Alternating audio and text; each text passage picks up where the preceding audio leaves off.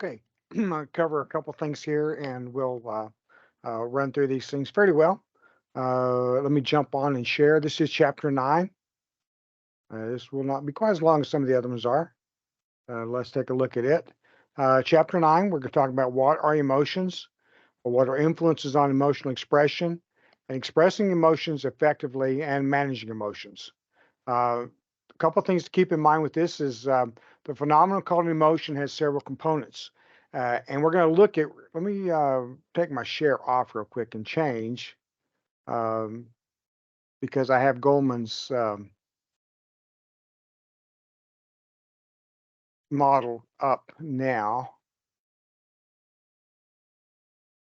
Let me share that again so we have all of that. All right.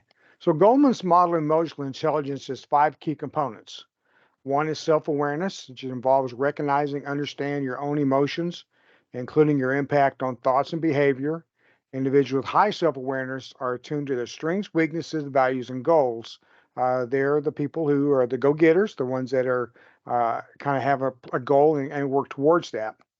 Number two is self-regulation, refers to the ability to manage and control one's emotions, impulses, and reactions. It involves being able to stay calm under pressure, control negative emotions, resist impulsive actions. I also like to say this one is strongly affected by maturity. Look at children. Do they react impulsively? Do they lash out or things like that take place with them that they grow out of? Motivation. Goldman emphasizes the importance of intrinsic motivation, which involves a passion for work, a desire to achieve personal goals, and the ability to persevere in the face of setbacks. Persevere. Sorry. I had a little plumbing project at home this morning, and I had to learn to persevere in the face of multiple setbacks. Empathy. We know I told you we'll talk about empathy and sympathy a lot. Empathy, this involves understanding and sharing the feelings of others. Empathetic individuals are skilled at recognizing and responding to the emotion of those around them, fostering positive relationship. Goldman highlights significance of effective interpersonal skills and social skills, including communication, conflict resolution, and collaboration. People with strong social skills can navigate social situations successfully. What's a lot of S's there? And we'll build positive relationships. Okay, so let me pop back off of that a second and go back to our PowerPoint.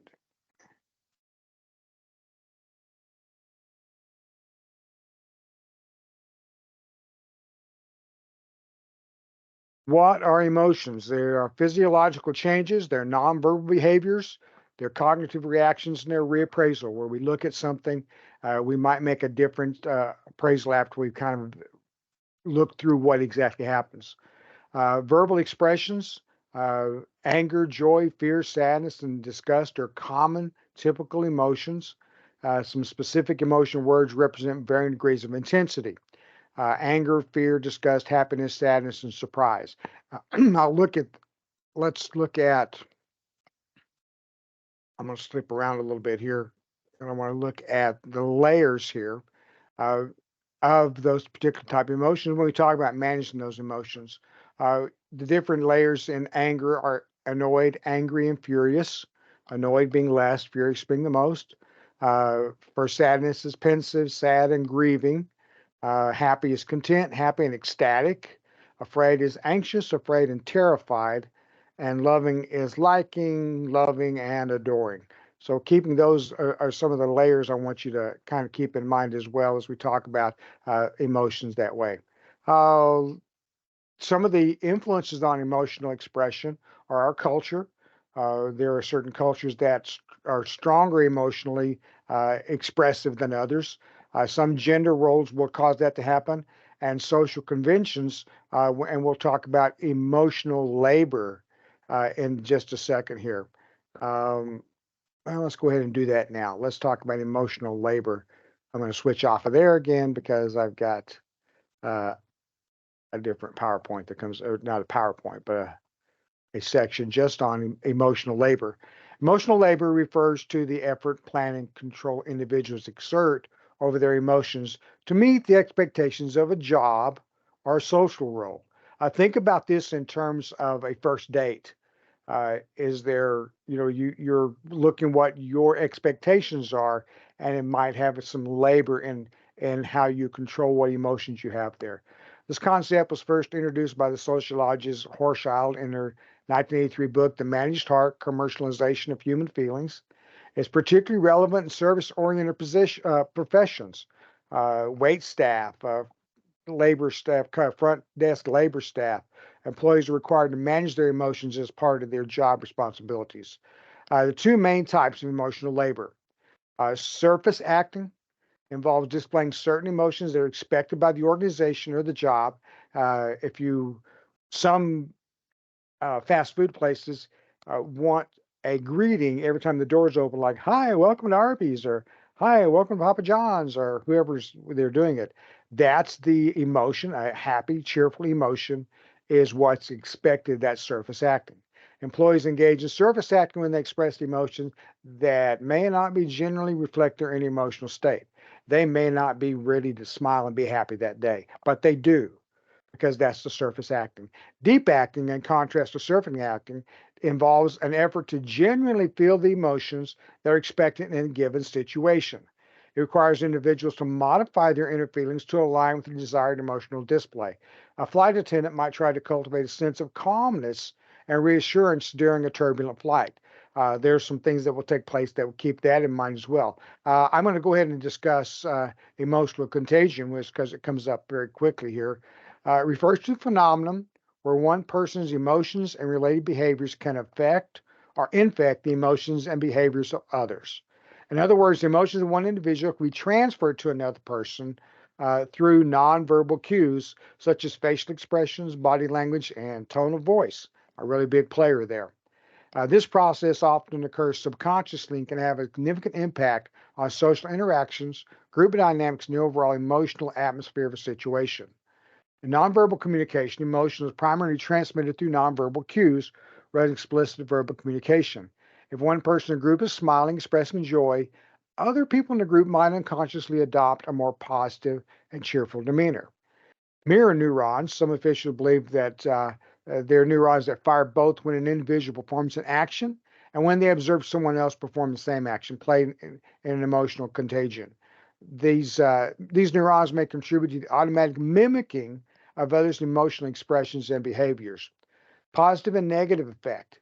Emotional contagion can involve both positive and negative emotions. For instance, a person's enthusiasm, optimism can uplift the mood of those around them. And someone's anxiety and stress can also cause tension among others. Group dynamics. Emotional contagion is particularly relevant in group settings where emotions of one individual can quickly spread to others.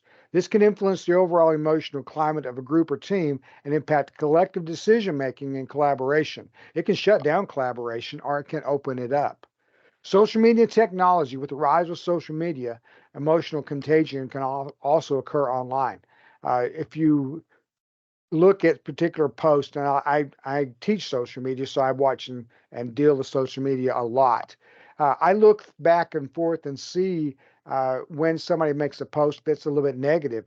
If it continues to be negative, then it can really take over. If it can have a little bit of a mix, then it kind of breaks it down. But typically, a post, for instance, someone says, "Hey, the potholes of the roads are really, really bad." If someone would get on and say, "Yeah, but they really work really hard, and the workers are doing a great job, and they're trying to resolve it," that could have a positive spin on it.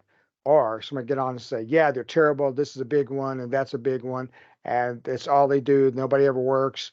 That takes its own life, and that's how social media can really become a big part of that. But take that share off, go back to our PowerPoint, and we'll wrap up what we have on our PowerPoint for the day. And share again.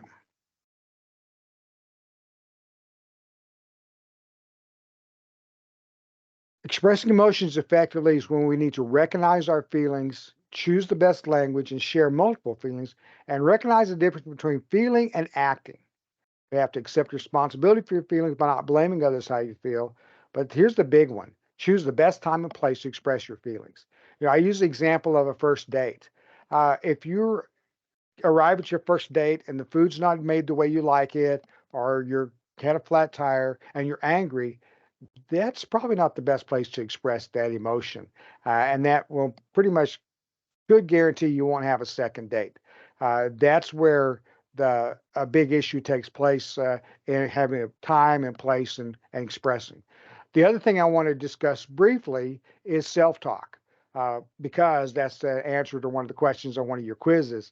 Uh, Change self-talk. Self-talk can affect how you react, and it can be words like can't, replace words like can't, have to, and should with will, want to, and choose to.